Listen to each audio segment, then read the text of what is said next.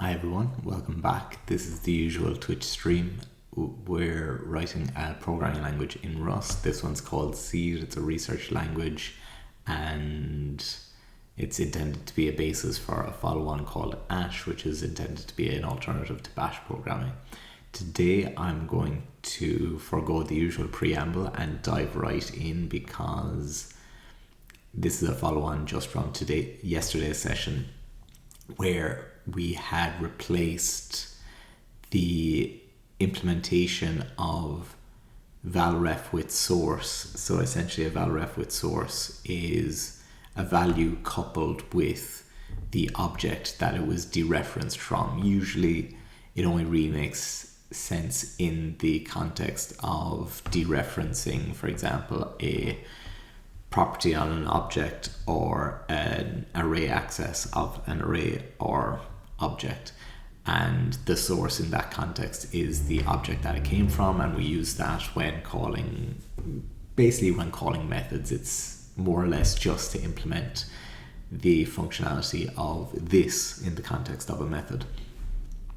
But we had seen that there was an issue with the way it was implemented, which forced us to, instead of grabbing a reference to the value that was being dereferenced, we were instead cloning that item. And actually all the tests that I had up until that point were passing, but adding a new feature flagged an issue with the case of doing a nested dereference, or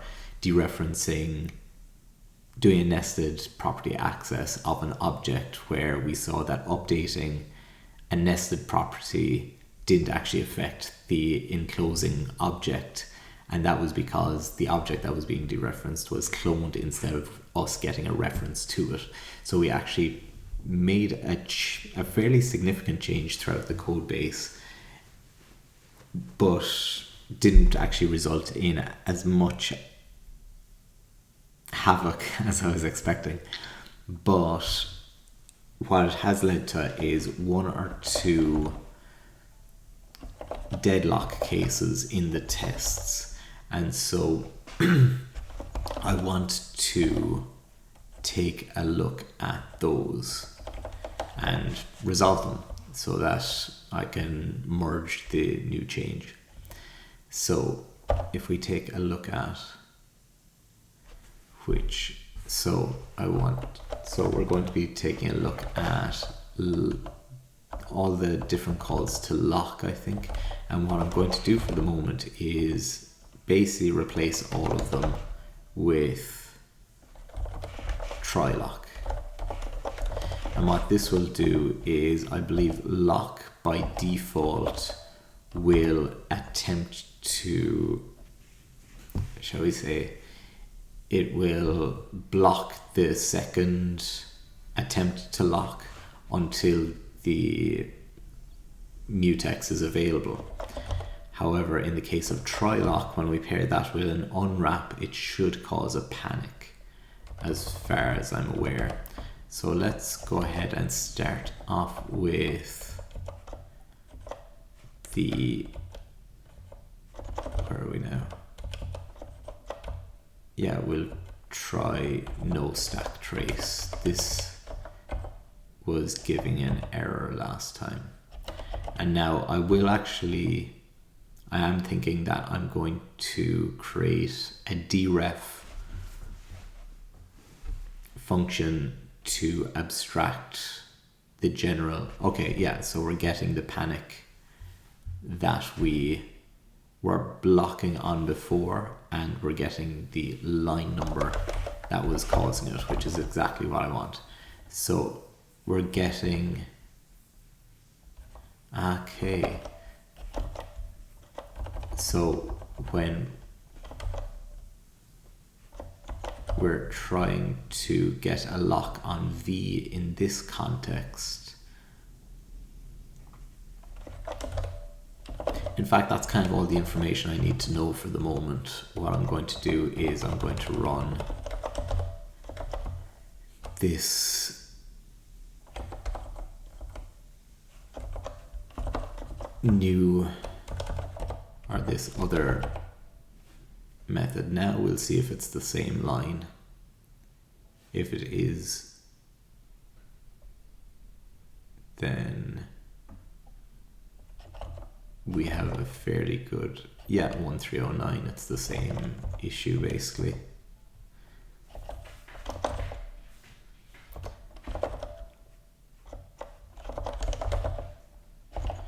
Now the variable names are kind of clunky in this area. So I'm doing, is that the V that's being referenced? So it's the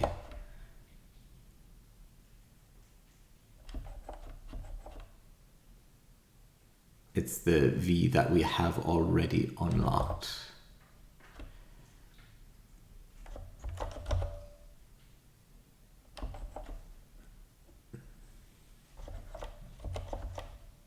So no wonder it's giving a deadlock. You coming up? So what should we do here instead? It would be nice if we can rename. So I know in Haskell you can rename a pattern match item so that you can refer to its decomposed version or the variable as a whole.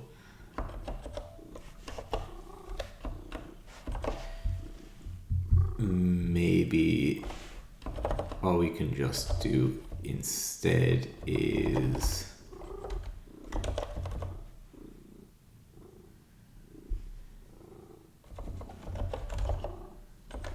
I'll just call this v2 for the moment.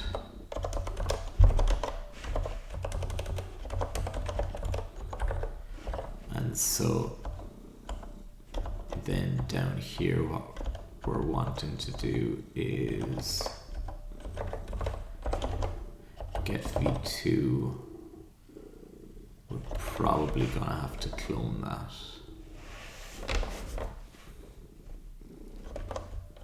Yeah.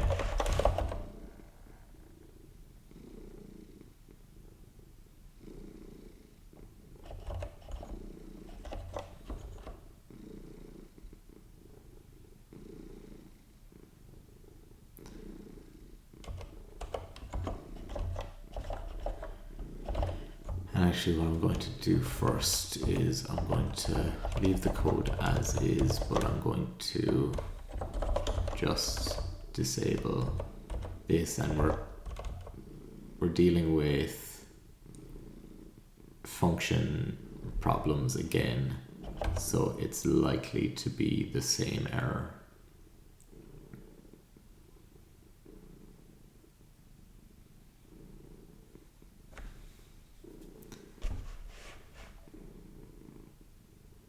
Yeah, 1309. So let's see if this new version of the code resolves that.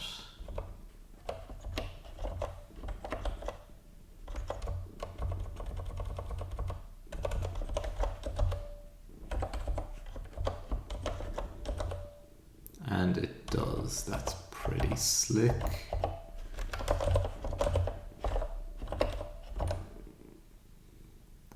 So that probably means that more or less all that's left to do is to clean up the new changes.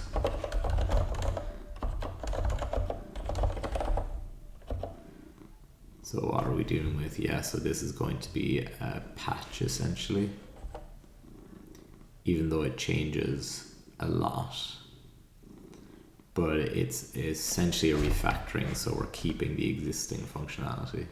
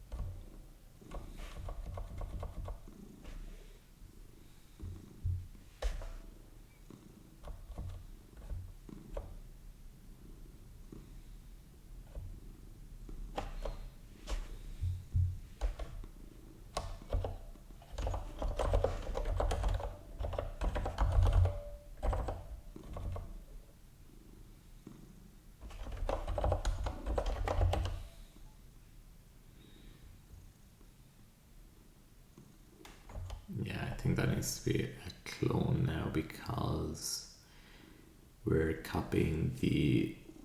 Oh, no, that clone isn't necessary.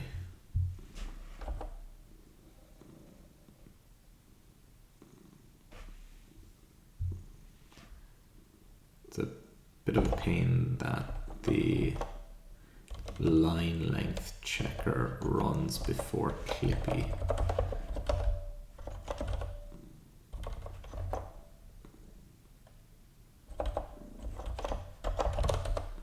I'll do check style after Clippy. So it can hopefully give us a bunch of improvements that we can make as well.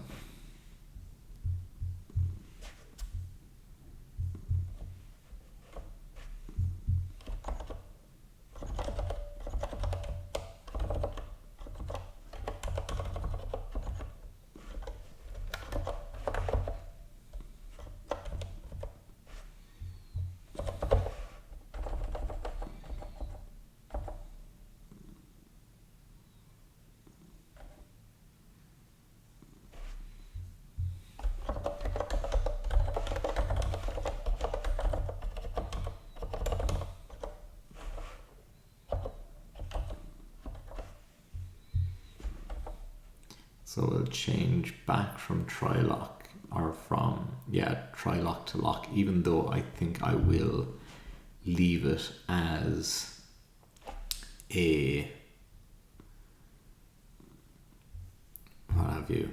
a try-lock eventually, but I'll do it in the next patch rather than this one.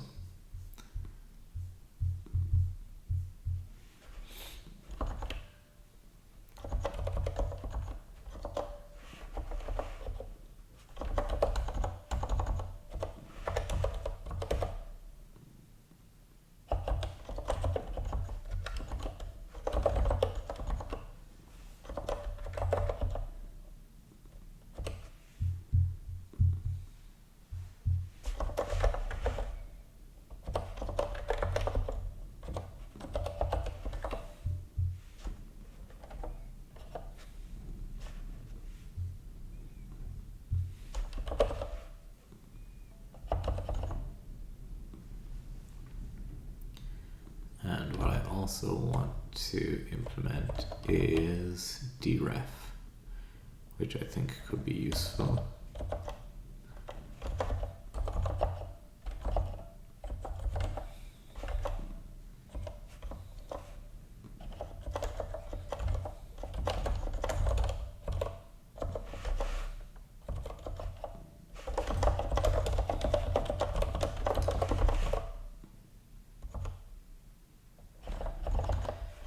And I'll leave it without the references at the moment, even though I believe we'll need the references, but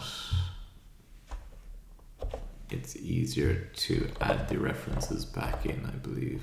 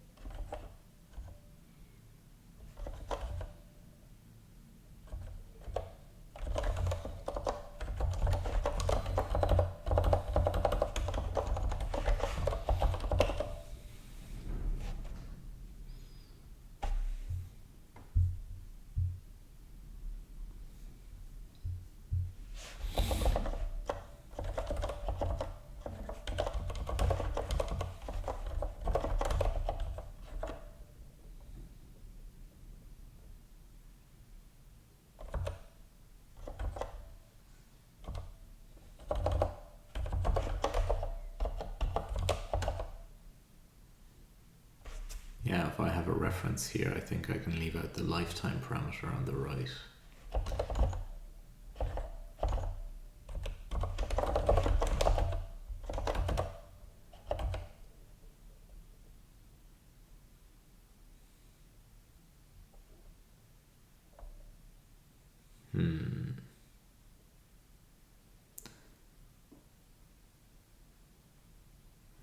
Can't return value referencing temporary value.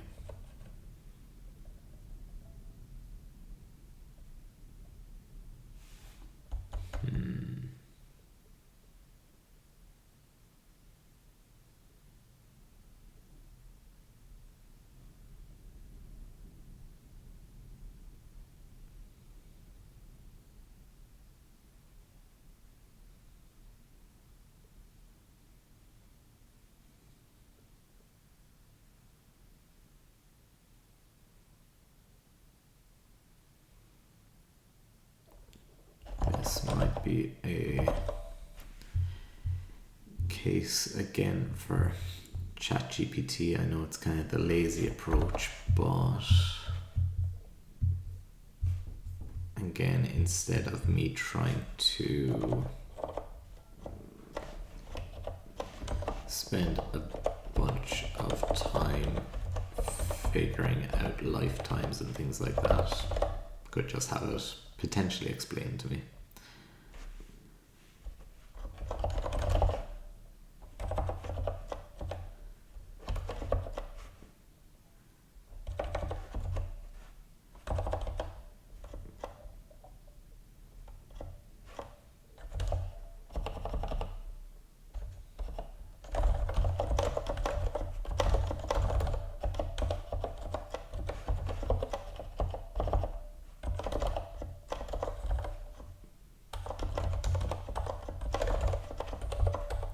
I think that's enough information in terms of code.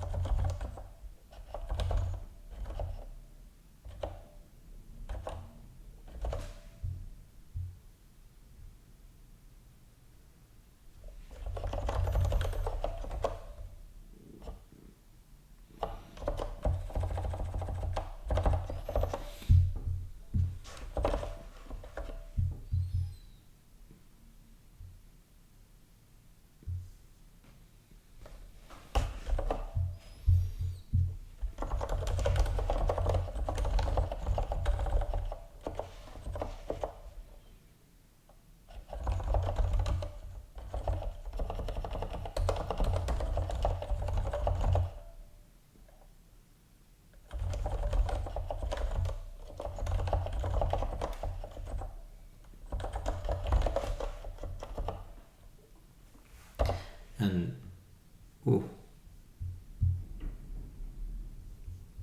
interesting. Do I have to? Okay, let's reload that.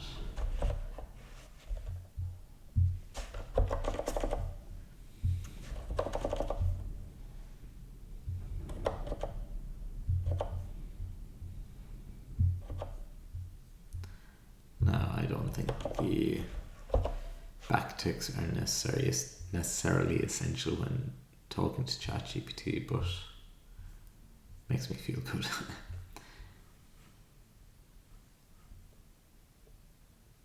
Oh yes, it's locked.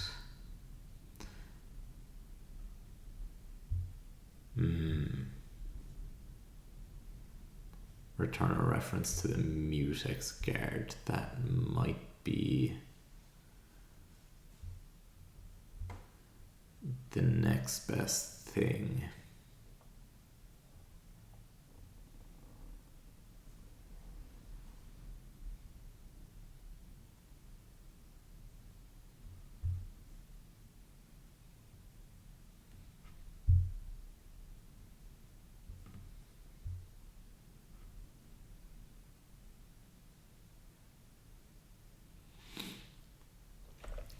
another thing that might be possible is to implement deref as a macro.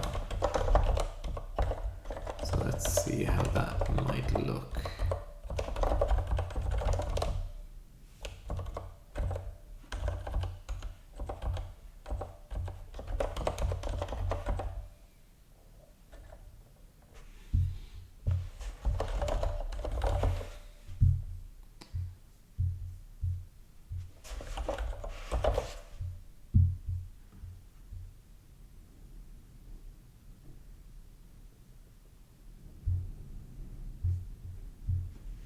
So we take one argument, which is,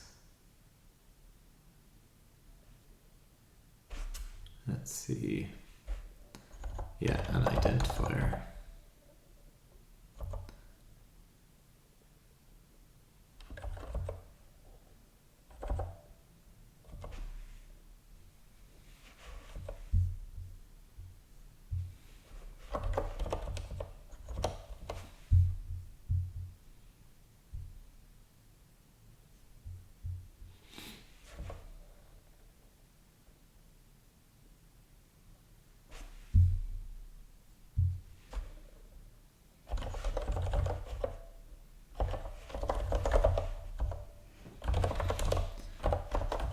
Let's try that instead.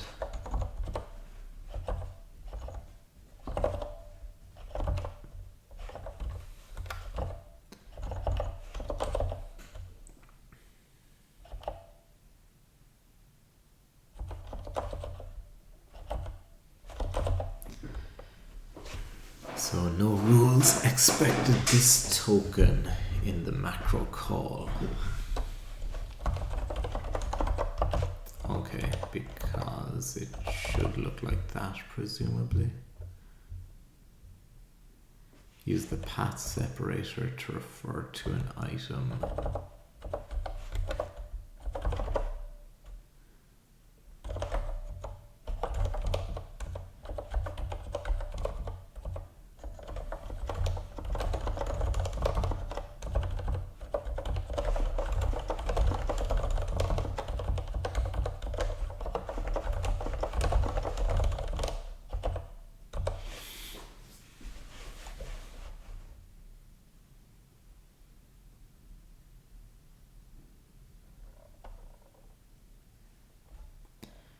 Cool, and that seems to do what I want.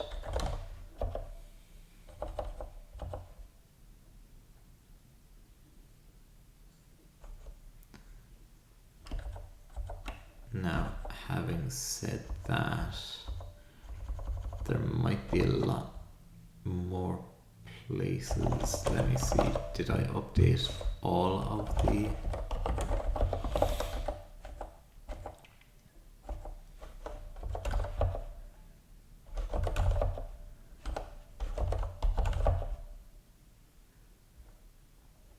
Yeah, I guess I did update all of the areas with a lock.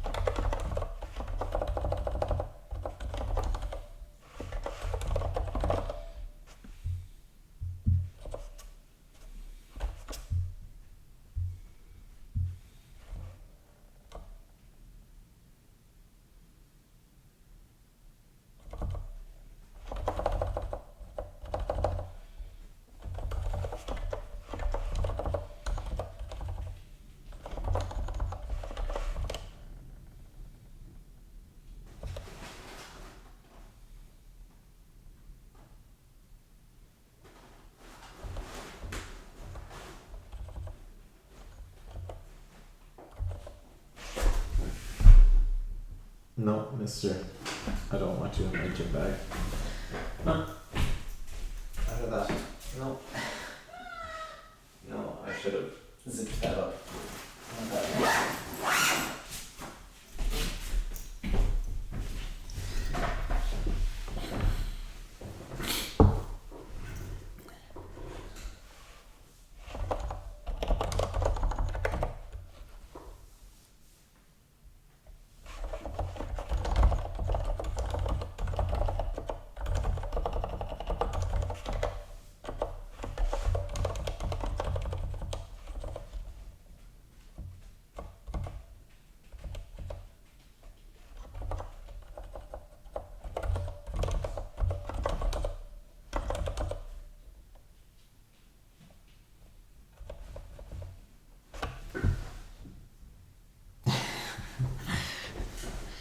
trying again.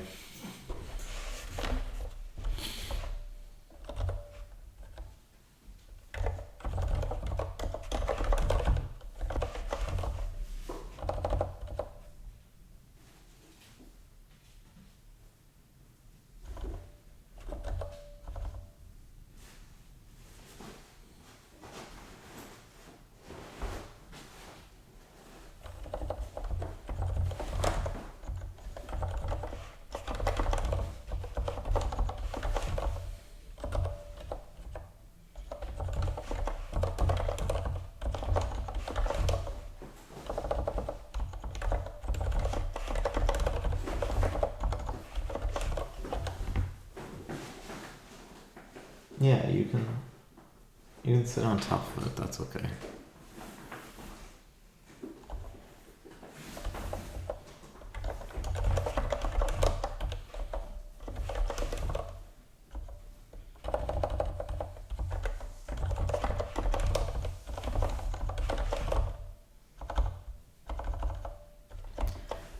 Not really sure why I didn't try that before, but how's ever.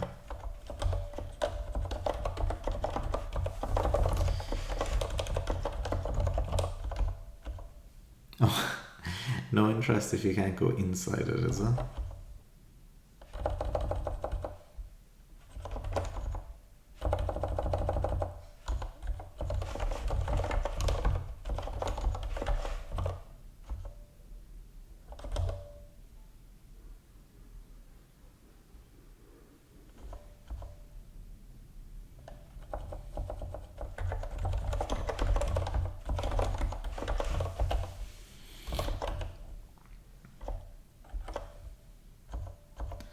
And clone value can probably be replaced with just deref.clone.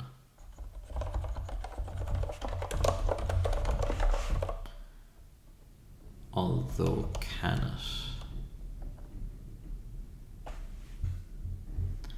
Are those Clippy issues? No. What am I after doing wrong?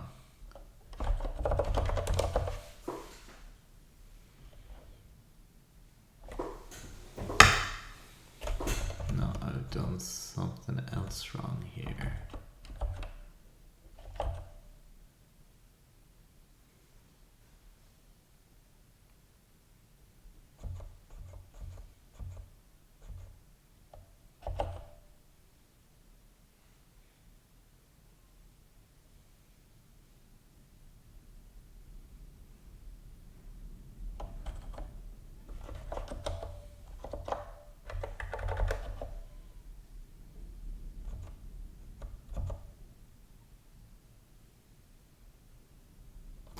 Because I've decomposed that one.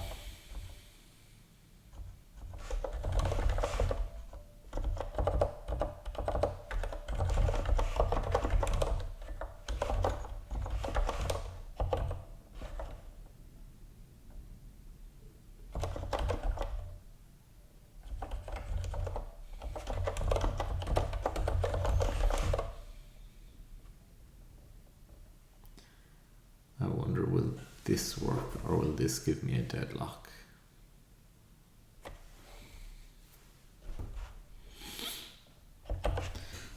That one may actually require us to keep the function around, because otherwise maybe it'll keep the scope for too long.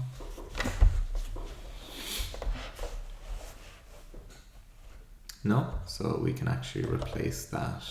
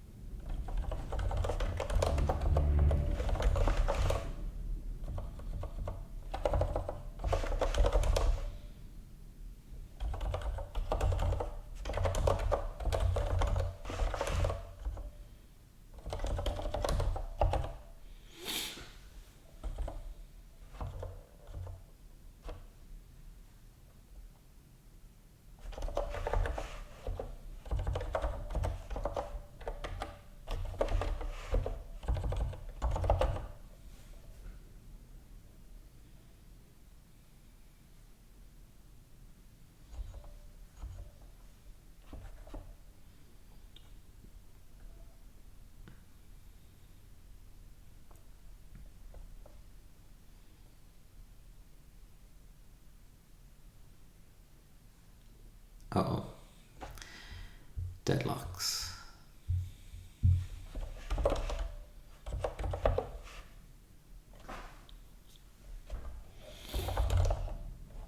Oops.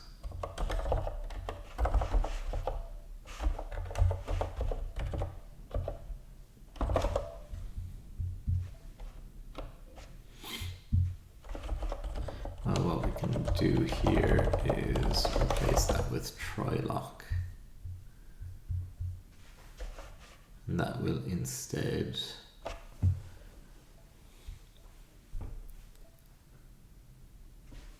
exit the program if a deadlock would occur. So that's on line 457. Yeah, so it's when we're dealing with the binary operation. So what we'll do is we'll keep clone value around, and we'll add a comment as to why that is, but we can use deref in clone value. And let's go back to not causing a deadlock.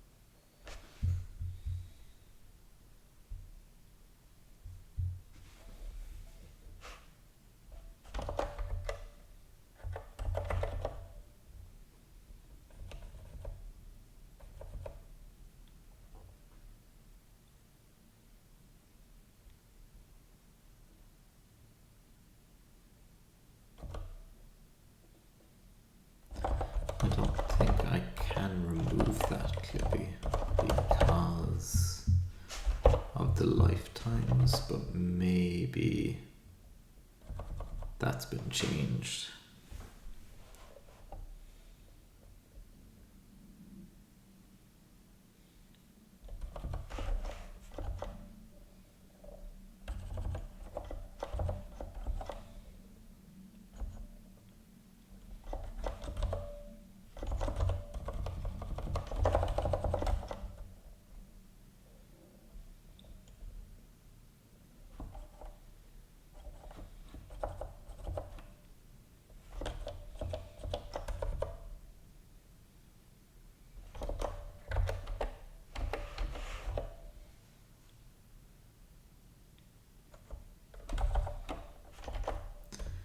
Oops, I left those semicolons in.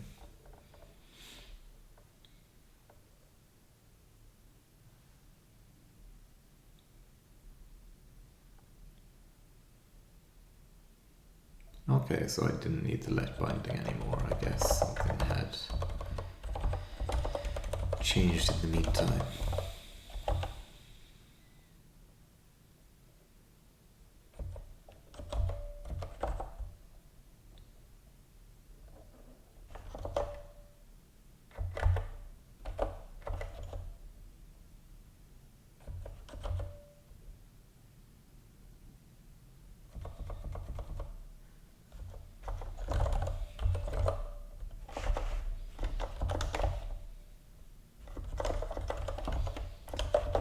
That's a nice improvement. I assumed there would be something like that available, but I just didn't have the familiarity with the library to know exactly what it was.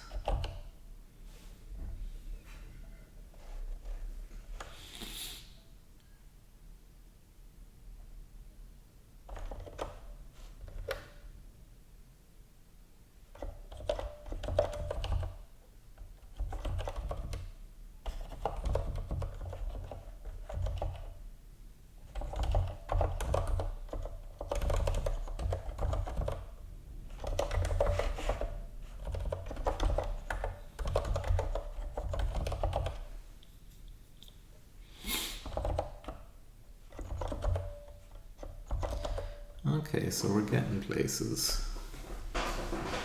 Bit by bit, there are a few abstractions that I think I still want to see because I'm not sure I really like manually calling the constructor of valref with source.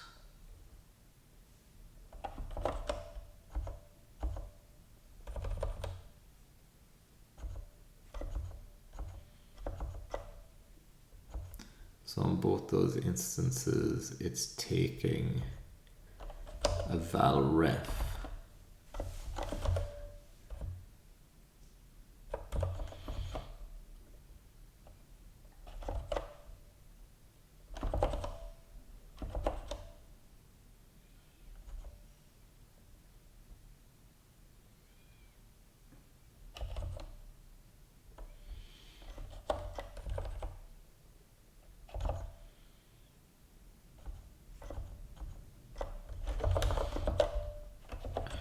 does the new context get created? Oh yeah, there as well.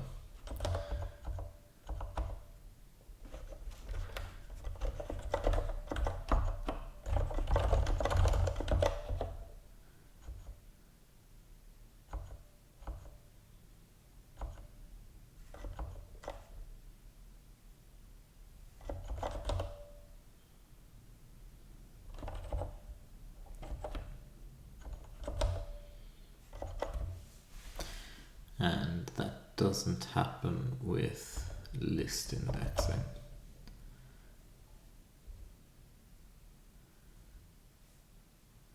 Even though that could be kind of cool, you do list. How would that look like?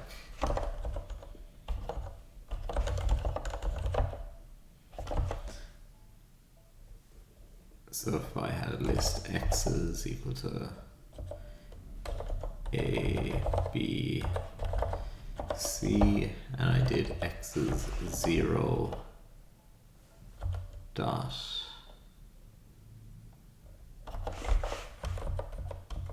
and I called index 0. Yeah, it doesn't make a whole pile of sense.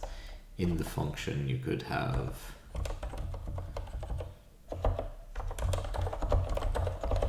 it would be an interesting curiosity, but not something very practical, I would say.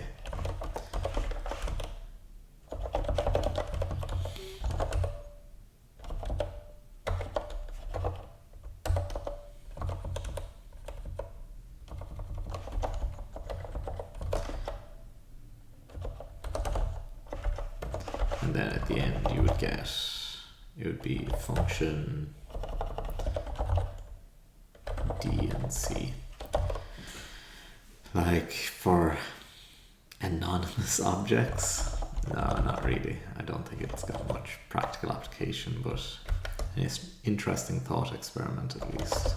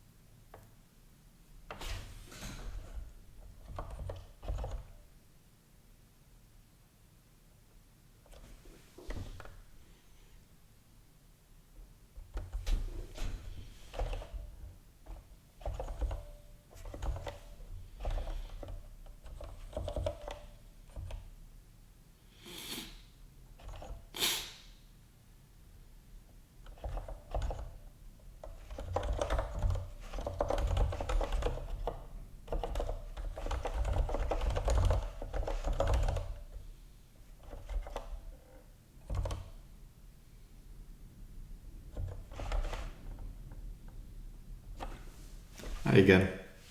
Welcome back. So, yeah, we'll call that new val ref with no source.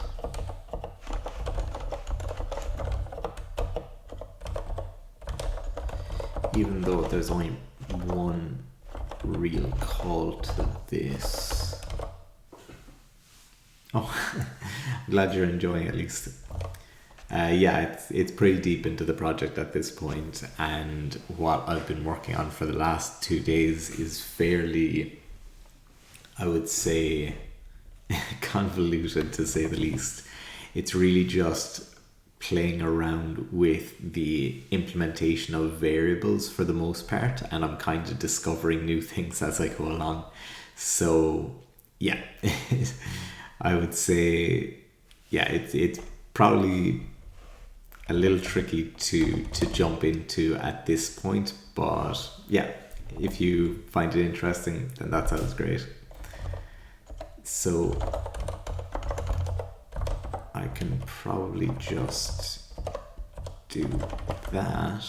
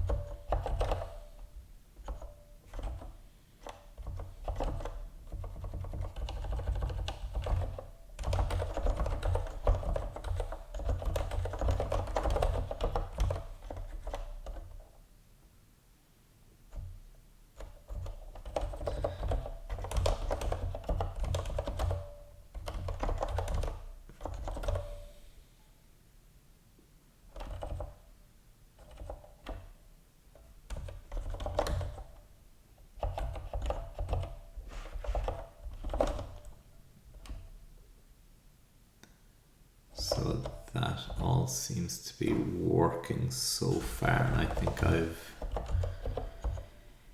dealt with most of the fix me's. In the case of this,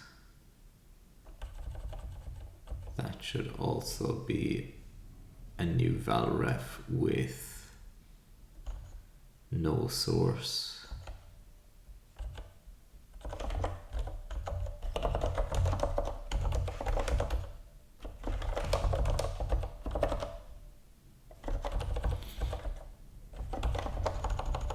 And I can probably simplify that as well.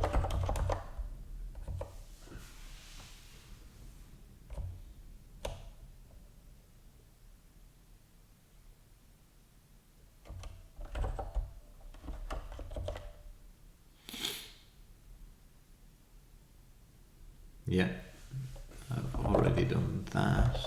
So let's see what else we can do.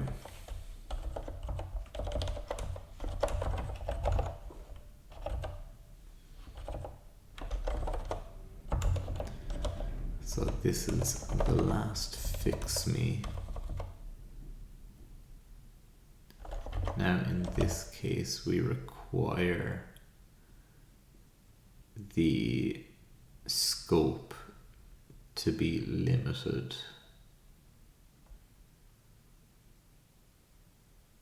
and we're achieving that with X. So let's see what happens when we remove that let binding from the equation.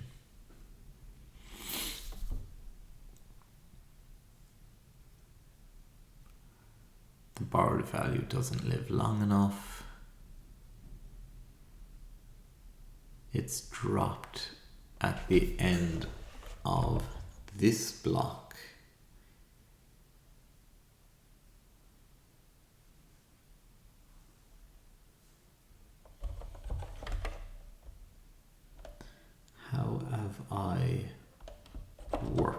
through that before. I think that's what I've used match eval expression for in the past.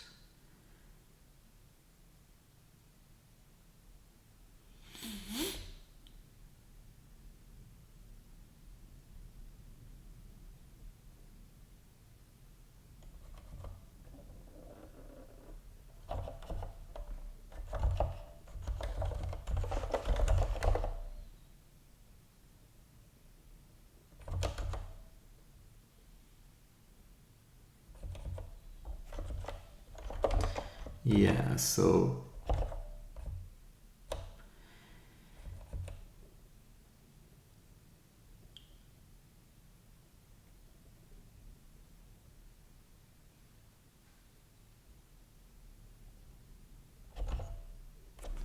we more or less would use match eval expression here, except for the fact that we don't keep the reference to value. Now we could do that, we could add it into the parameter list up here, which I believe would work. But since it's only really used in this one place,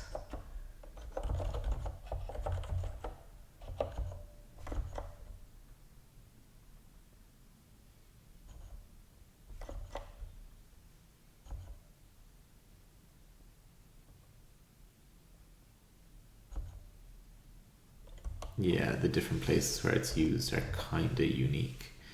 So we might be able to do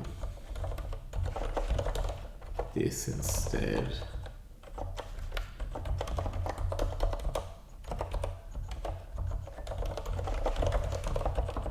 Does this work for what we're trying to do?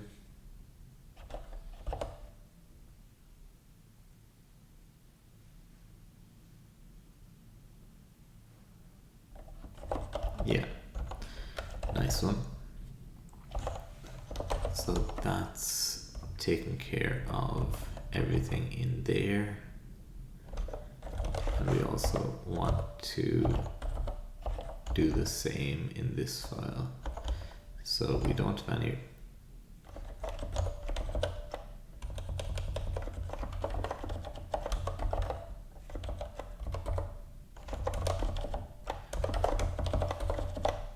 I was gonna say we don't have any mutable dereferences here, but actually, like, I could just leave that as is.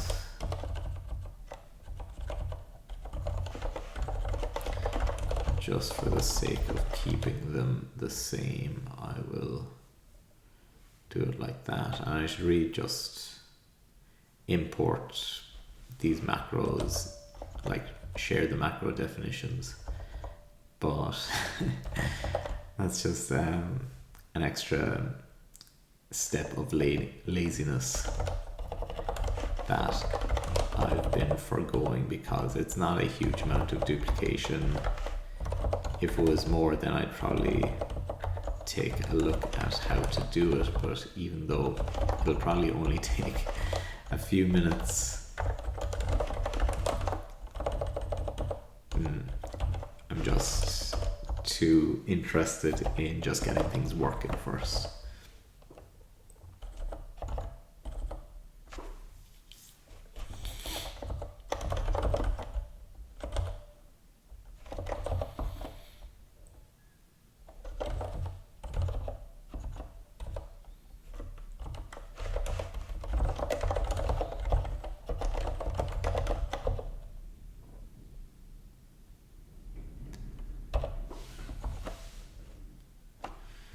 So things are looking good. That's all the tests passing, and that's all the Clippy stuff working. So I think we're basically ready to commit now.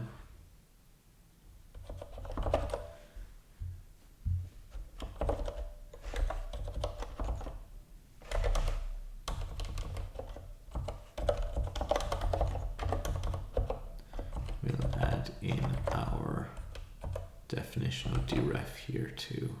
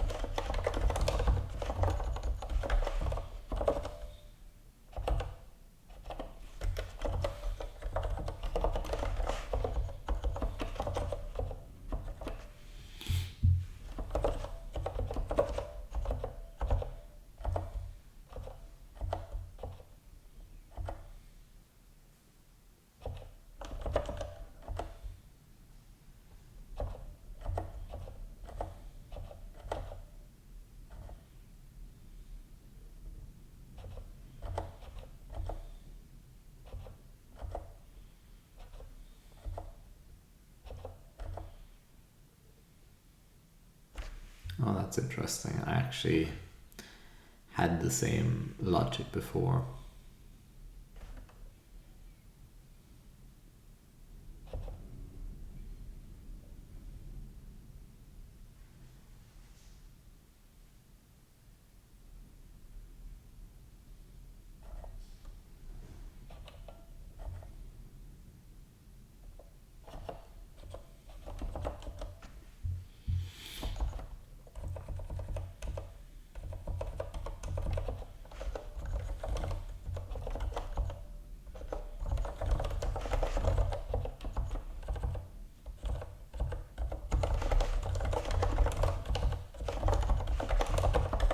Can I do that?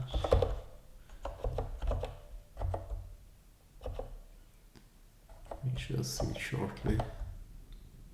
Oh, and I wanted to add in a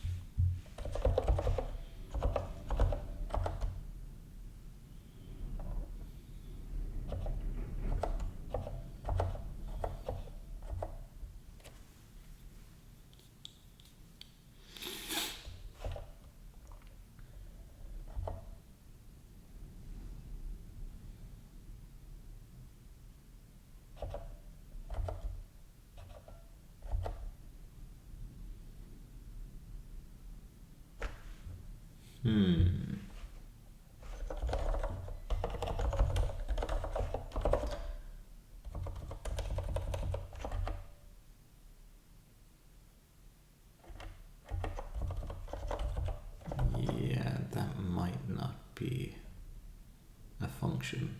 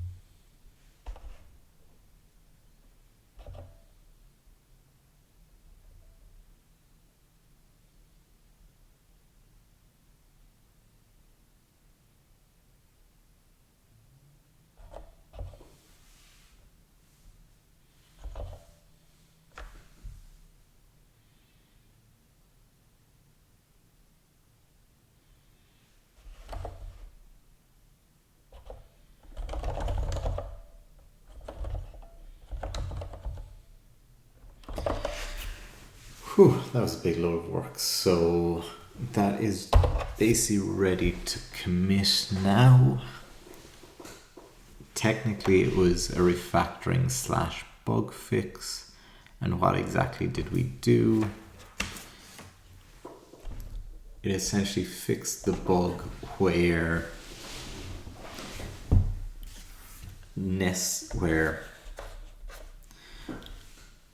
objects were cloned, or values were cloned essentially when they were dereferenced via a property or index access. So how to summarize this in a commit message.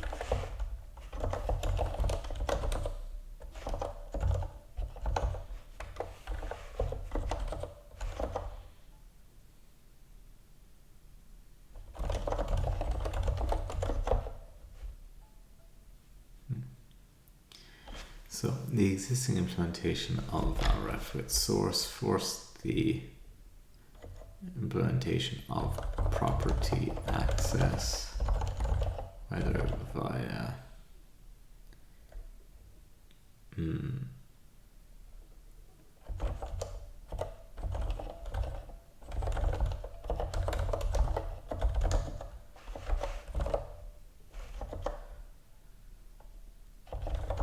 cloned the value being accessed instead of returning a reference to it.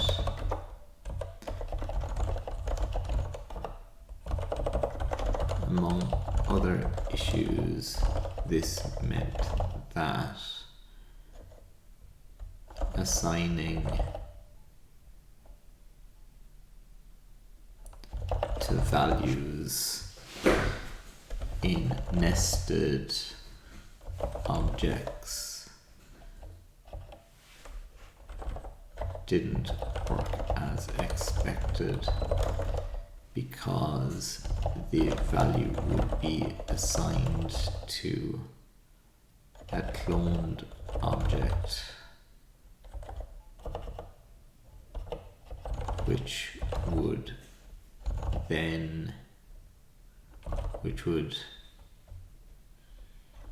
not be referenced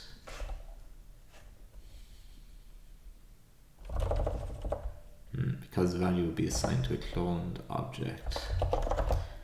As such, the changes wouldn't persist relative to the original parent object. And that's a little complicated, but I think it kind of summarizes it well enough. And now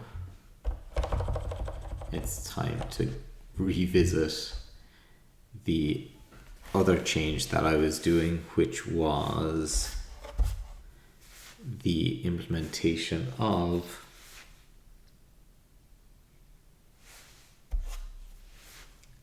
the object assignment. So if I go merge, I push that onto a backup branch. No, I don't want it to be like that. I want it to merge it as an FF only. Oh, hang on, what's going on here? Oh, that's because of the attempted merge.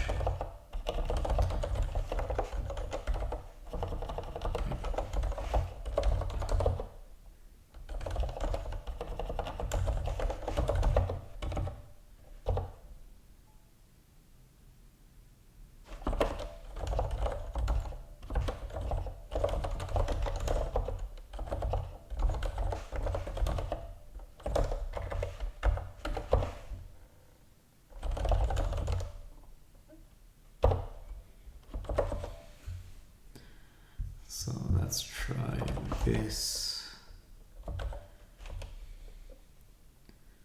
We have updates to mod. Yeah, what are our updates in general?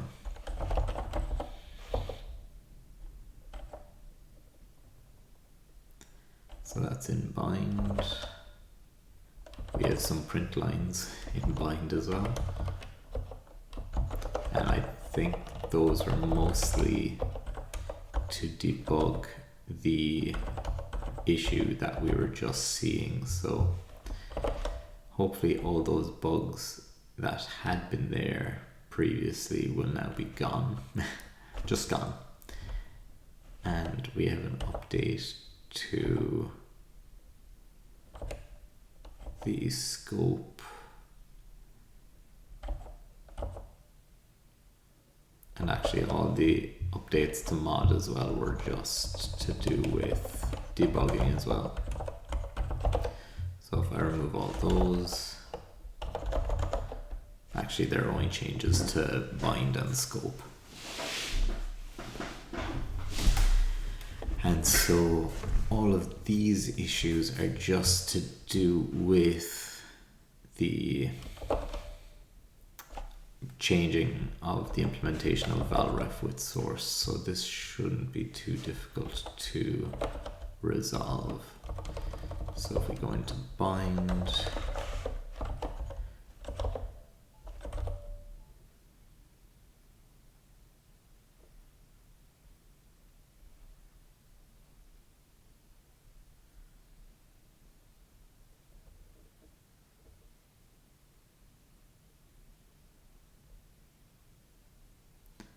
and we're doing a try lock here,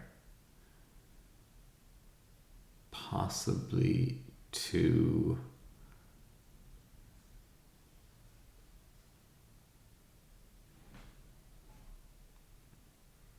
avoid the situation of unlocking the same value twice and avoid deadlock. Now I might need to revisit that, but for the moment we will just ignore it.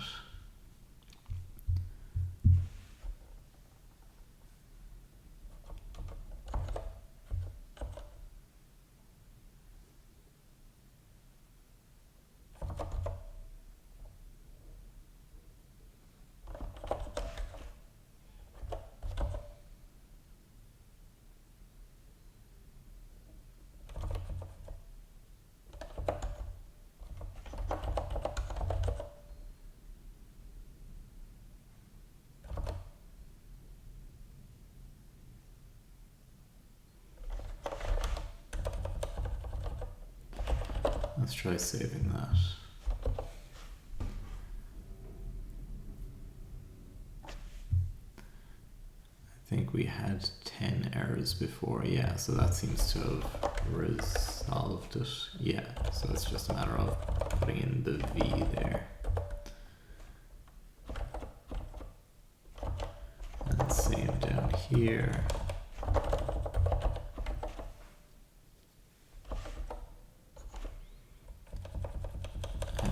Probably the same in scope.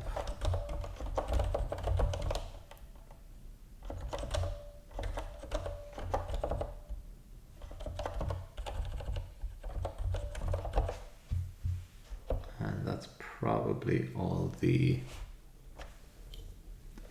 issues there. No, still.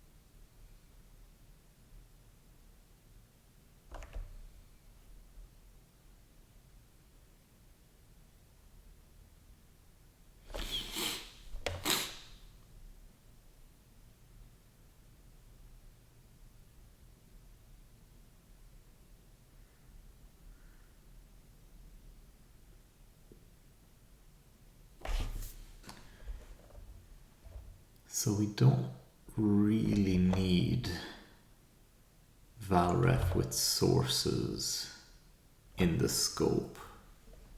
It would really be more just valrefs, I believe.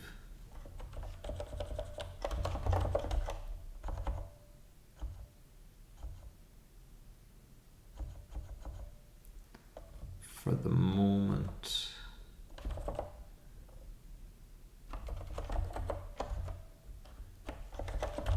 I will keep it as a valref with source just to make things simpler, but I think that should be changed.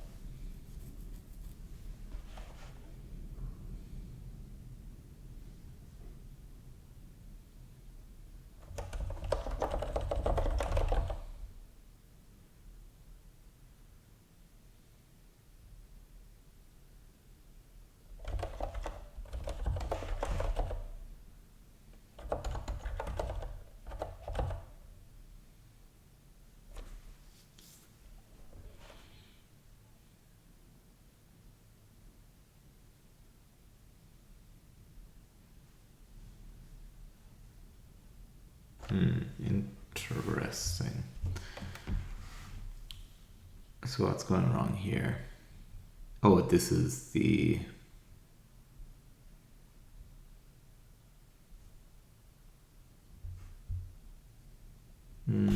I was gonna say this is the issue where values or properties on objects need to be declared before they're used. But I think this is actually different.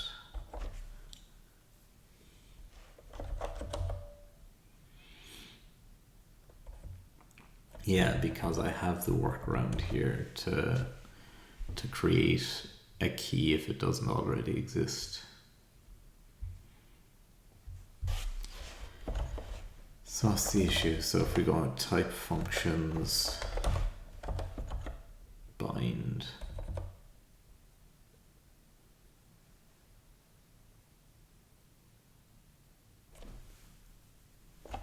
why is that showing up twice?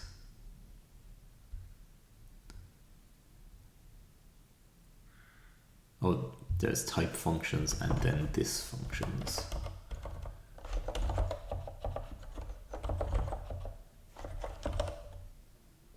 Yeah, so that doesn't work anymore.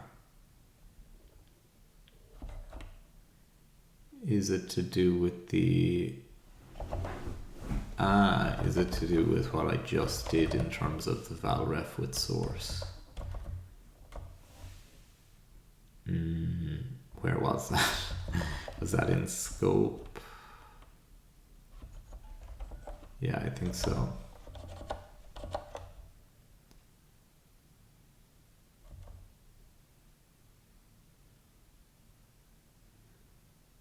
So we have a v, we have a valref with source.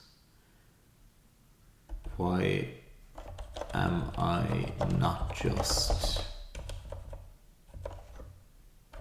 putting that here?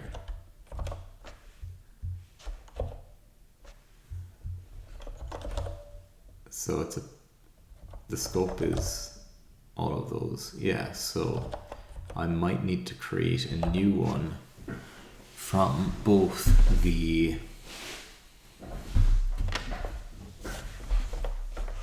by cloning both of the inner values. I'd say I will. Oh, maybe not. Okay, so that solved some issues, but now we have other issues. And what are those? So we have variables, and these are new tests. So I think, yeah, these are the tests that I almost just added. So I'm glad that those got added recently. So assignment 3, and we're getting 222, but really we should get 211.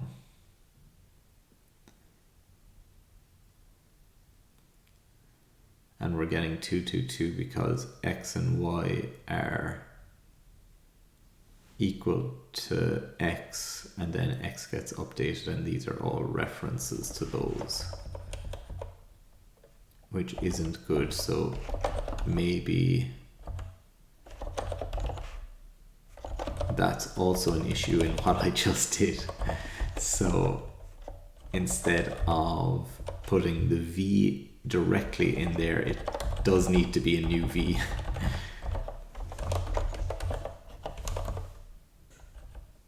But instead of just having the locked v, we'll also have a locked scope.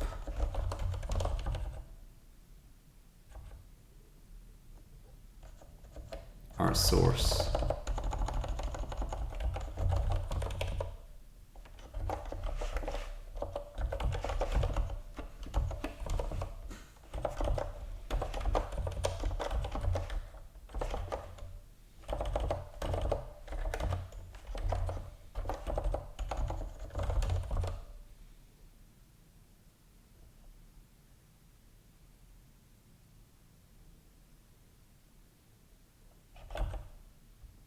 Let's try that.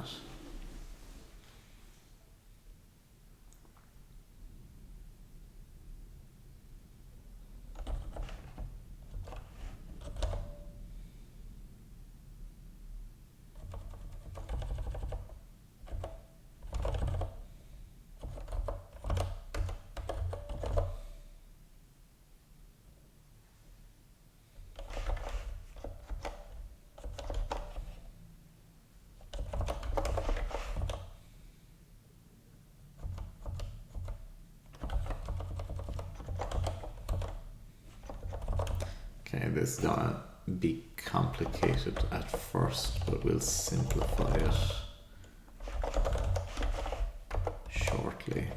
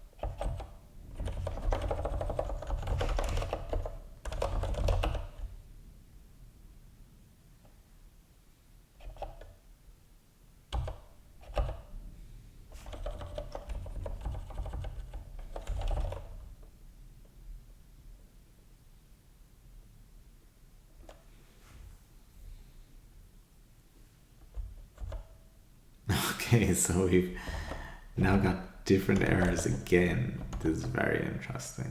So we've got this functions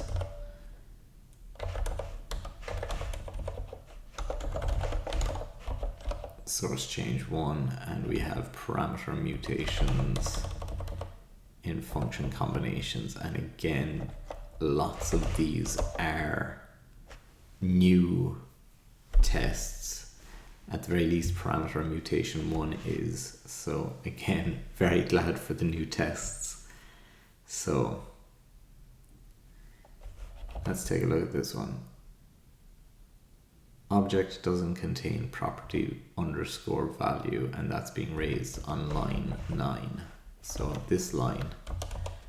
So even though we've called set value, value isn't persisted, that would suggest that there's a rogue clone somewhere that there shouldn't be. And then parameter mutation 1 may be suggesting the same thing. Object doesn't contain property age. And so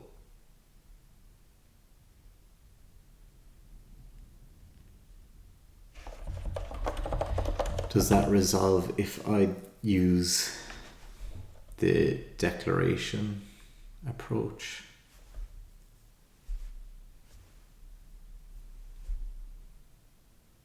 No, because that's not the source of the issue. So that would again suggest a clone is being performed somewhere, and it shouldn't be.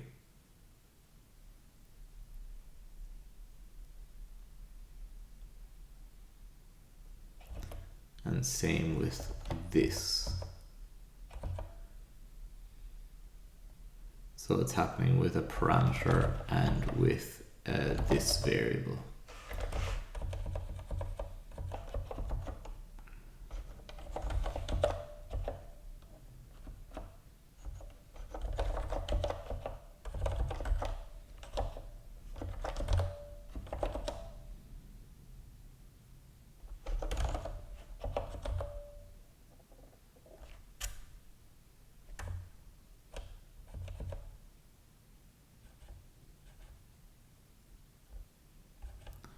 So should this be new valref with no source?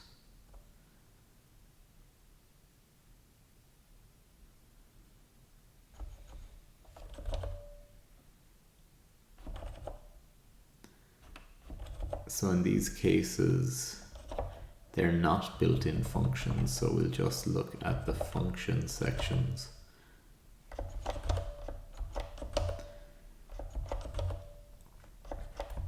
So we have this to look at. We'll have to examine how bindings are evaluated. So we've got this, and we have got the parameter declarations.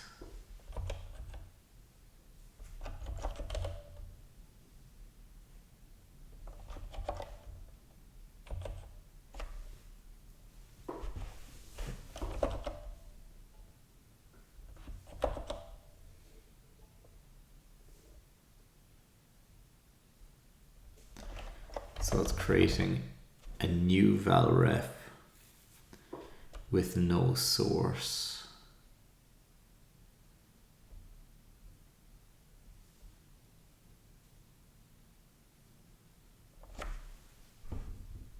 So that's not really problematic.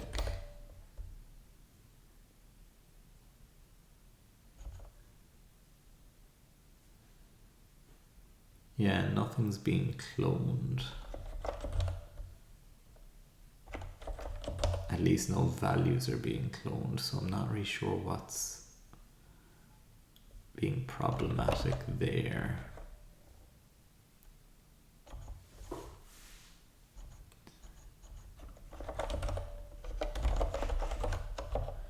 So if I look at this functions and with source change 1,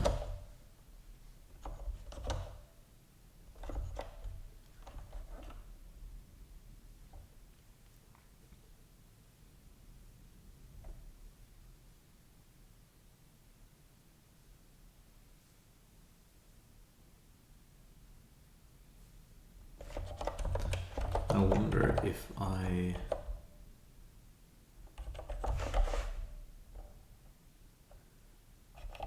print person,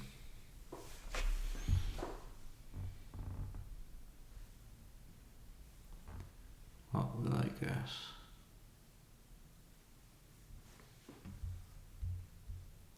Yeah, so it just has set value.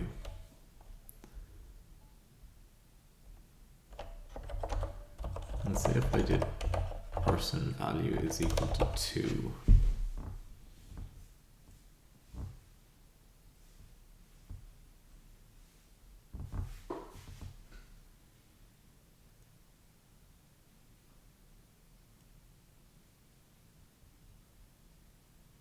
It would keep the value 2,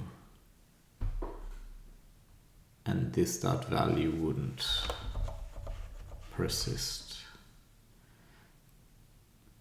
So we've kind of got a similar situation as before. And then we have parameter mutation in function combinations.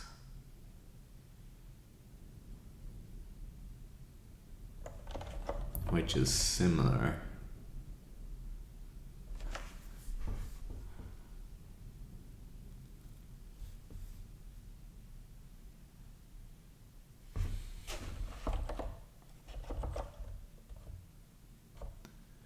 It's just bizarre how some of these tests pass and some of them fail. Like this test, for example, is doing almost the same thing, except that key doesn't exist beforehand, but when the key does exist,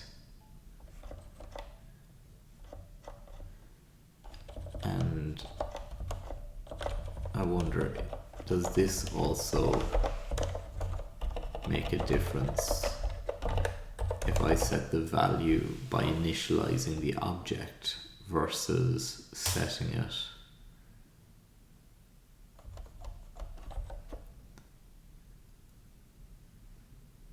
Yeah, that causes the test to pass, which I find very strange.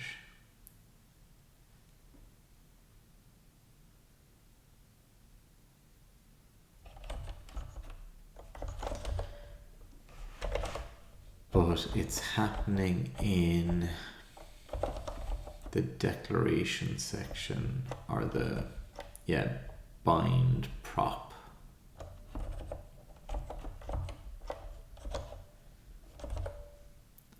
So we get the slot if it exists already. Otherwise, we insert the name into the props.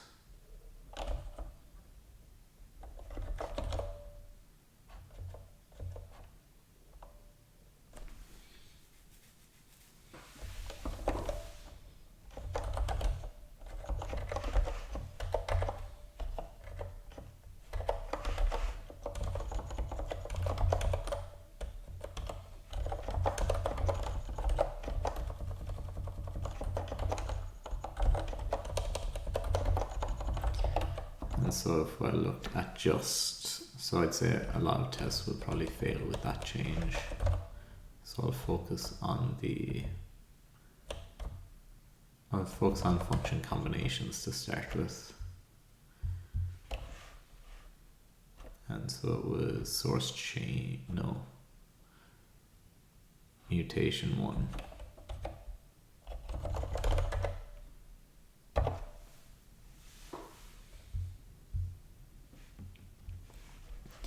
And yeah, we can see that it's performing, it's going into this branch in that case.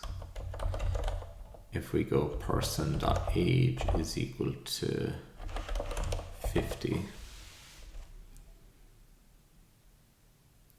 that should be going into the CD branch then.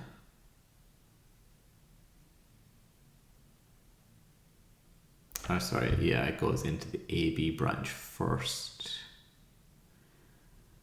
and then the CD branch, and that actually does, maybe I was doing it wrong before, but that seems to cause it to fix itself.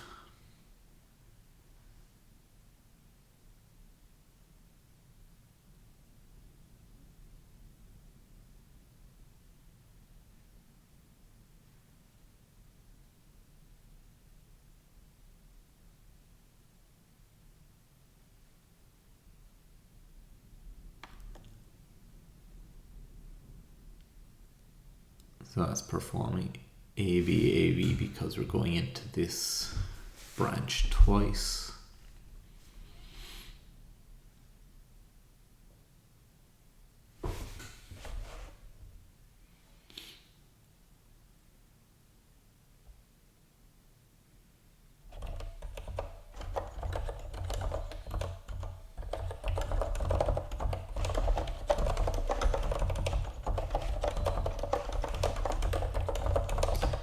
Same as before.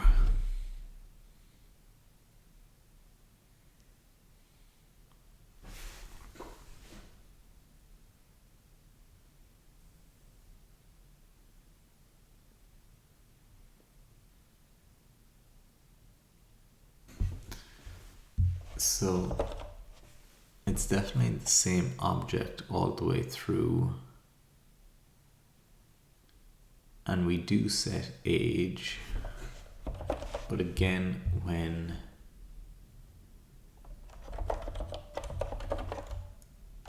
this returns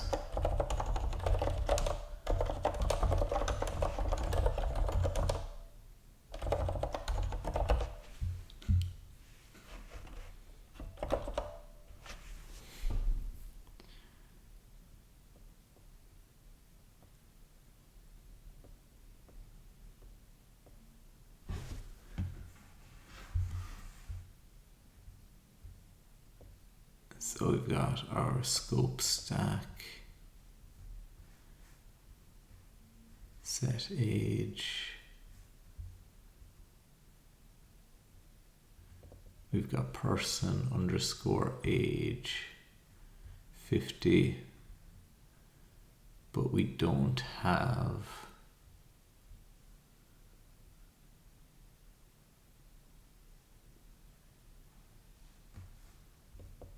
age 30. So again, it seems to be a clone. And where is that clone happening?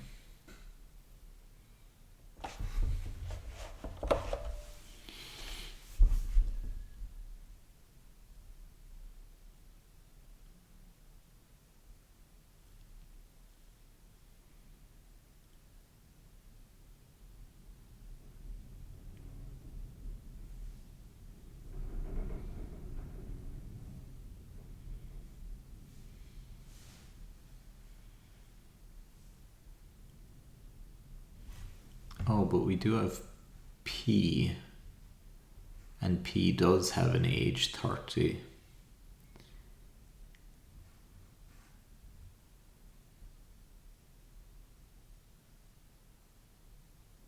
Oh wait, no, that's the definition of the function set age. Yeah, this is very difficult to read. Oh, is there can I do like a hash there or something to make it, to like pretty print it?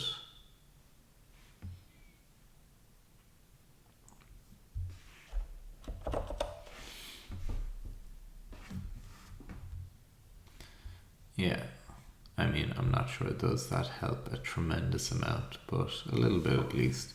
So we've got age and age, 50 and 30, but then the data on the actual stack is, so if we have person and set age on the stack, we have print, and then in the top of the stack we have P. That's currently locked. I wonder what it will say after the lock.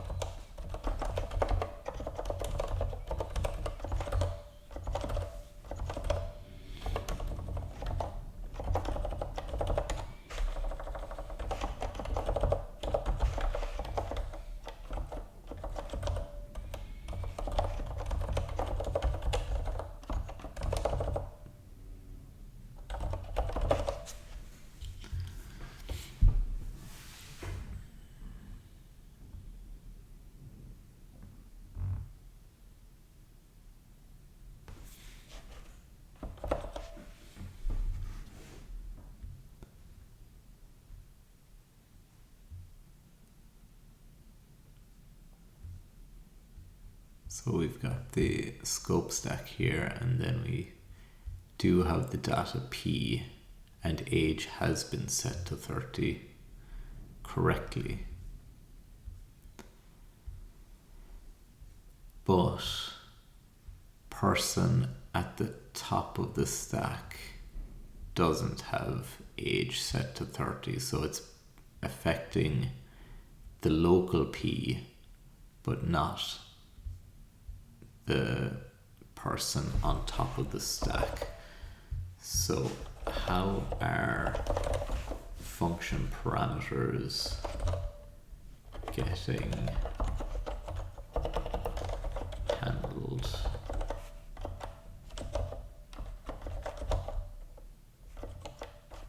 So we create these bindings.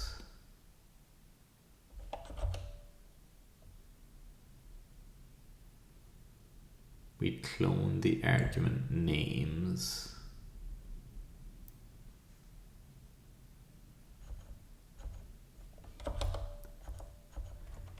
And then we eval statements with the new bindings. And for each binding, we will call bind, where the left hand side is an expression rather than a name.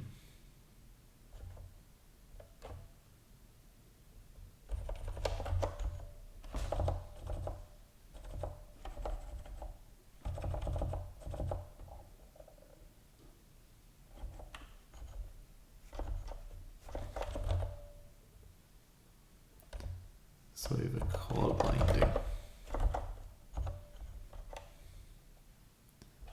It's a vector of expressions. Oh yeah, so we create a variable for each of those.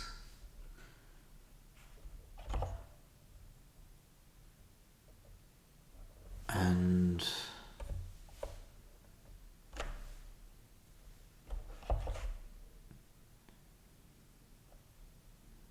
for each of those, is that going to be a declaration?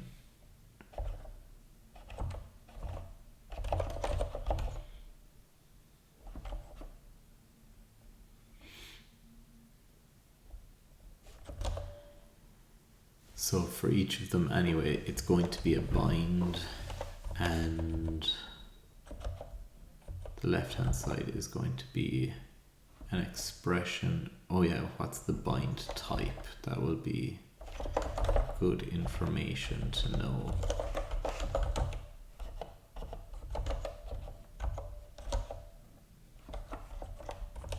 Yeah, so each of those are going to be a declaration. And is that going to be problematic?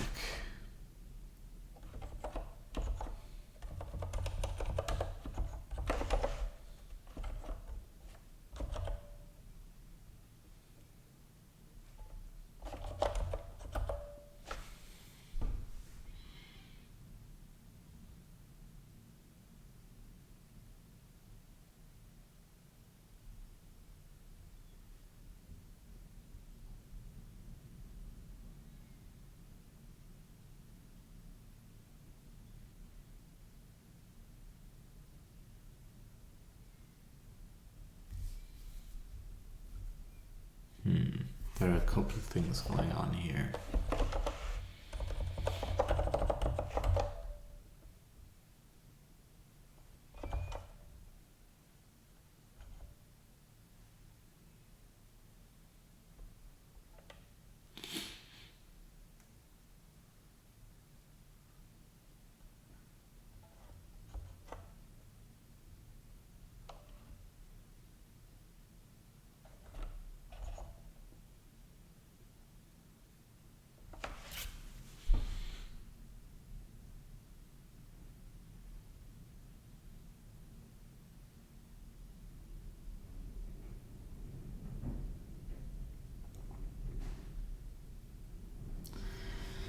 This is tricky. It might be useful to define like an object ID whenever an object gets created, so that I can actually track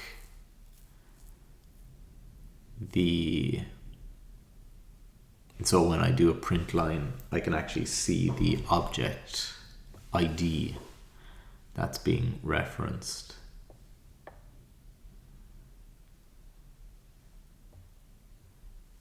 And so I can see when a new object is being added to the environment. Now, what's my best way of doing that?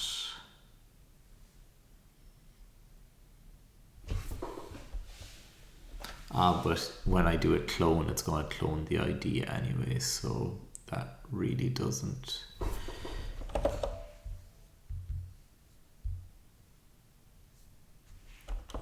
Is there a way I can get like an address with Rust?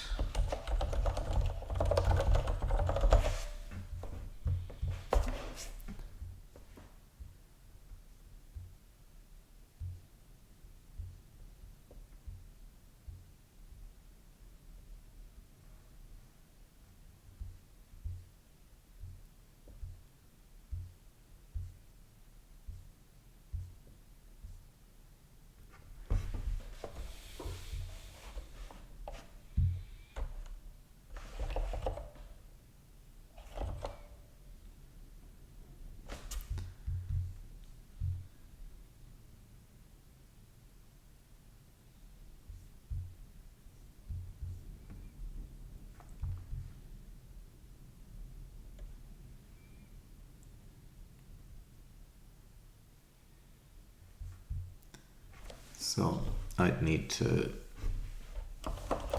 do a fair bit of fiddling around to be able to actually print the address of the thing I'm interested in.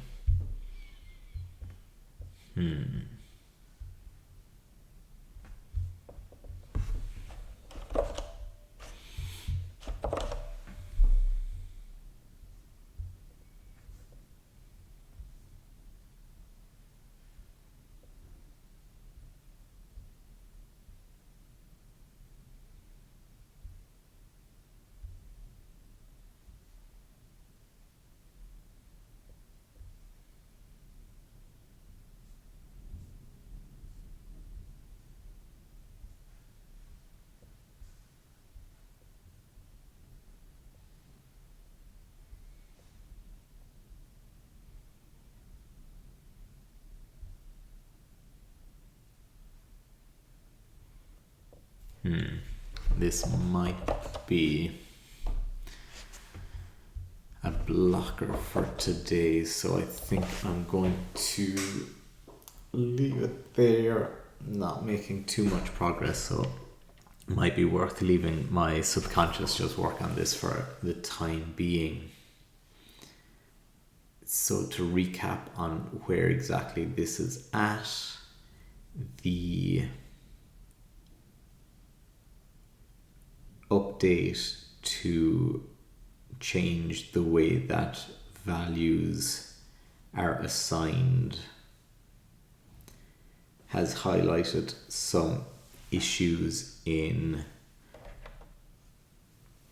some aspect of, I guess it's only objects that are highlighting this because they're the main things that you can have references to. If you know, for any base type values, it doesn't really matter if you're getting the original item or the original value or a clone of the value, because they're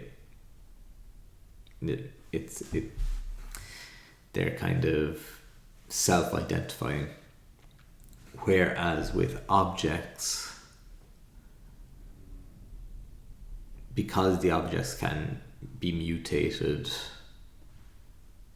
the difference of whether you have an object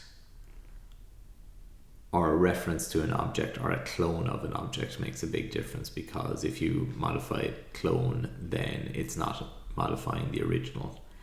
And so we're seeing some issues with clones of objects. Now, it's still interesting that when the value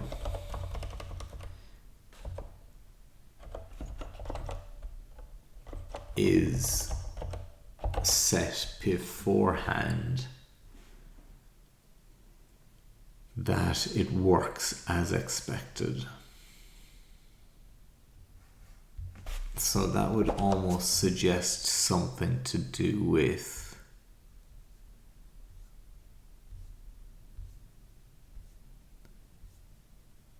the insertion of that value into the props or into the object itself. Yeah, so we start off with a person. There's no data in that. Then we set their age to 50, and then in the stack the person has age 50.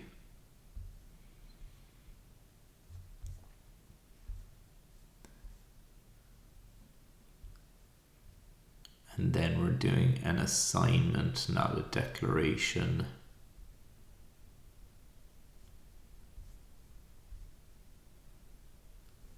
So this is essentially a declaration first, and then it's doing an assignment.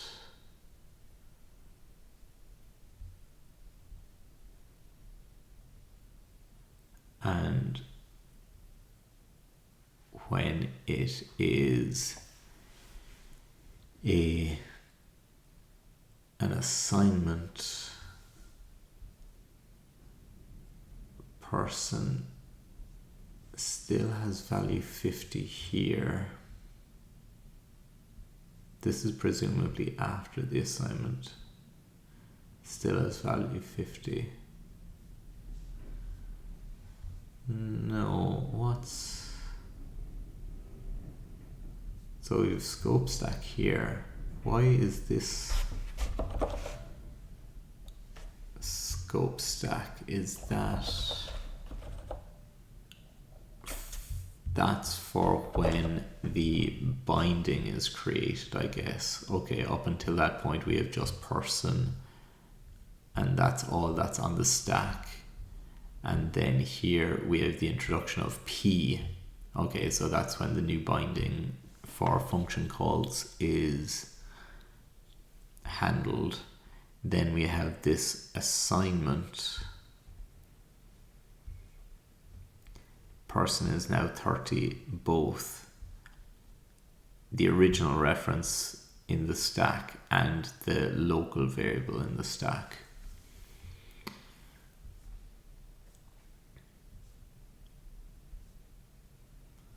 So that's interesting. If we don't have that,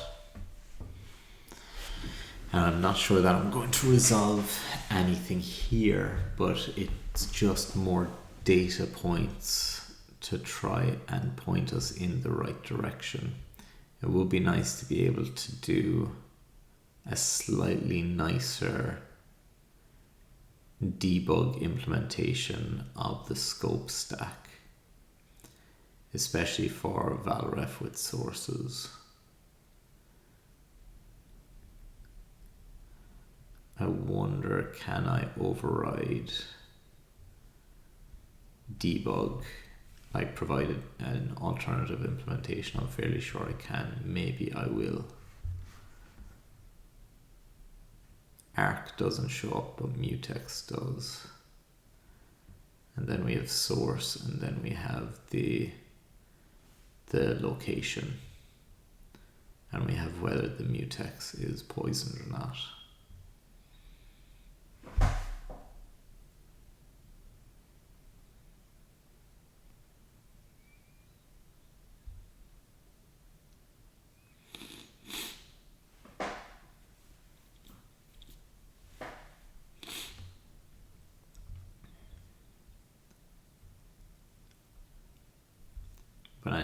going back to where we were, we have our scope stack after, okay, I guess on program initialization. Then we have the scope stack after a person is declared, which is empty. Then we have the scope stack after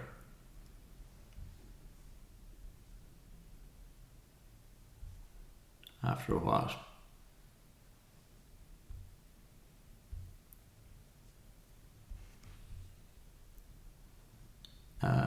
Okay, after the function is called, so P is empty.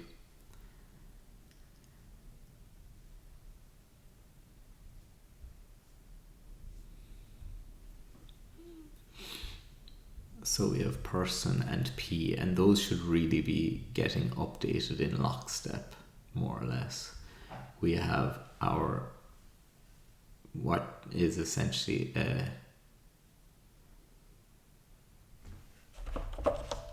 that's being treated as an assignment there because it's AB.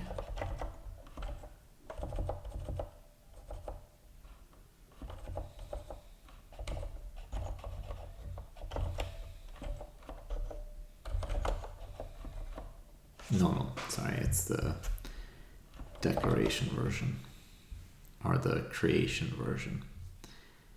And we can see at the end of that P isn't updated in lockstep with person, that this is slightly different.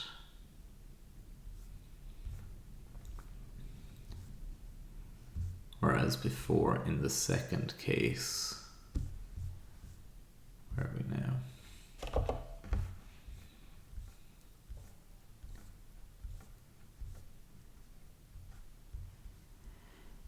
Before in the second case we had P and person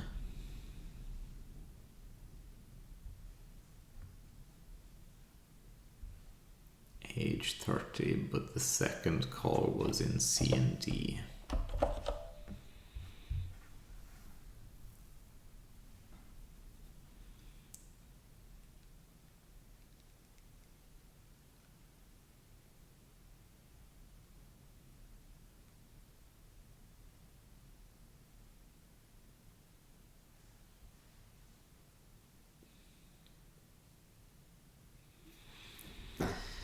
Yeah, I think that is gonna be kind of it for the moment.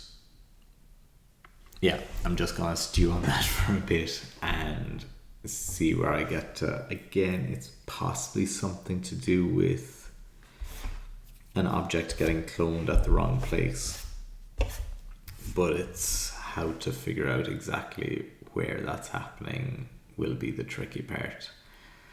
So yeah, at least there has been a chunk done today. There have been a lot of new tests added, and there's been a good bit of cleanup of the code actually. A lot of those dereferences got implemented using a new macro, which was nice. And also the general functionality, there's been a pretty significant bug was fixed as well. And for the most part, the interpreter is working as expected with the old mechanics of assignment and declaration. It's now that we're wanting to optimize it a bit that it's highlighting some more subtle issues in the existing implementation, but it's step by step, so it's coming along. So yeah, thanks to everyone who checked out the stream today, as always, and for commenting in. And yeah, see you next time. Take care.